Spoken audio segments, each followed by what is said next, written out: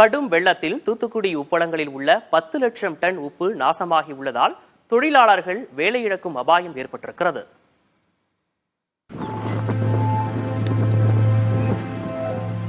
தூத்துக்குடி மாவட்டம் வேம்பார் முதல் ஆறுமுகநேரி வரையிலான கடற்கரை சார்ந்த பகுதிகளில் சுமார் 30,000க்கும் மேற்பட்ட ஏக்கர் பரப்பளவில் உப்பள தொழில் நடைபெற்று வருகிறது. இதில் சுமார் 50,000க்கும் மேற்பட்ட தொழிலாளிகள் ஈடுபட்டுள்ளனர். உப்பள தொழிலில் உப்பு பாத்தி மிதித்தல், உப்பள செம்மைப்படுத்துதல், உப்பள பாத்தி கட்டுதல், கடல் நீர் பாய்ச்சுதல், உப்பு வாருதல், உப்பு அம்பாரம் ஏற்றுதல், லாரிகளில் உப்பு ஏற்றுதல், உப்பு பண்டல் கட்டுதல், உப்பு பாக்கெட் போடுதல் என பல்வேறு பணிகளில் உப்பள தொழிலாளிகள் ஈடுபடுகின்றனர். இதில் குறிப்பாக பெண்கள் சுமார் 40 கிலோ எடையுள்ள உப்பு கூடையை தலையில் சுமந்து உப்பு அம்பாரம் செய்வது மிகவும் கடுமையான பணியாக உள்ளது.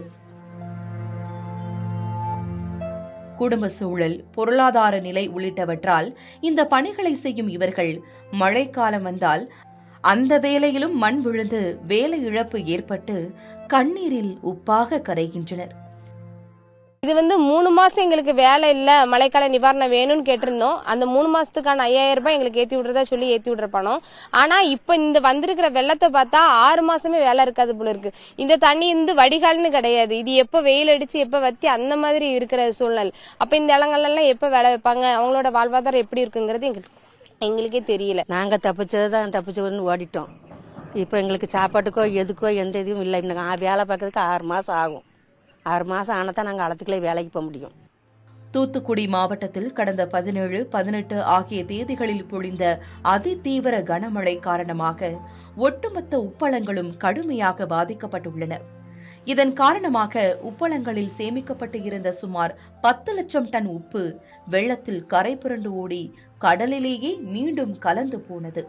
வெள்ளத்தால் உப்பளங்கள் முழுமையாக தண்ணீரால் சூழப்பட்டு சகதியாக மாறியுள்ளன. இதனால் இந்த ஆண்டு உப்பு உற்பத்தி துவங்க கூடுதலாக ஓரிரு மாதம் ஆகும் என தெரிவிக்கும் உப்பு உற்பத்தியாளர்கள் பாத்திகள், சாலைகளை சரி செய்து மின் இணைப்புகளை சீரமைக்க வேண்டியது என கடுமையான செலவுகள் ஏற்பட்டுள்ளதாக கூறுகின்றனர். எனவே அரசு நிவாரணம் அளிக்க வேண்டும் எனவும் கோரிக்கை விடுக்கின்றனர். தூத்துக்குடி உப்பு தான் தமிழ்நாடு, கேரளா, ஆந்திரா, கர்நாடகா, தெலுங்கானா ஆகிய 5 மாநிலங்களுக்கும் சென்று கொண்டிருந்தது. தற்சமயம் இந்த சேதாரத்தினால் எங்களுக்கு இந்த 5 மாநிலத்திற்கு அனுப்பக்கூடிய உப்பு அனுப்ப முடியாமல் போய்விடும். எங்களுடைய மார்க்கெட் மற்றும் வாழ்வாதாரம் குஜராத் உப்பு உற்பத்தியாளர்களுக்கு சாதகமாக அமையும்.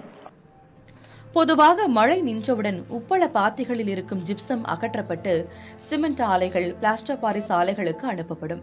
ஜிப்சம் டன் ஒன்றுக்கு 600 முதல் 1,200 ரூபாய் வரை விற்பனையாகும். ஆனால் தற்போது பொழிந்த மழையின் காரணமாக ஜிப்சத்தை எடுக்க இயலாத சூழல் உள்ளதால் உப்பு உற்பத்தியாளர்கள் கடும் பாதிப்புக்கு உள்ளாகியுள்ளனர். உப்பில்லாத பண்டம் குப்பையில என்பார்கள். தூத்துக்குடி முழுவதுமே உப்பளங்கள் அதே நிலையில்தான் உள்ளது. கடும் வெள்ளத்தினால் இவை 6 மாத காலம் செயல்பட முடியாத நிலைக்கு தள்ளப்பட்டுள்ளது. புதிய தலைமுறைக்காக ஒளிப்பதிவாளர் சசிகுமாருடன் தூத்துக்குடியிலிருந்து சார்ல்ஸ்.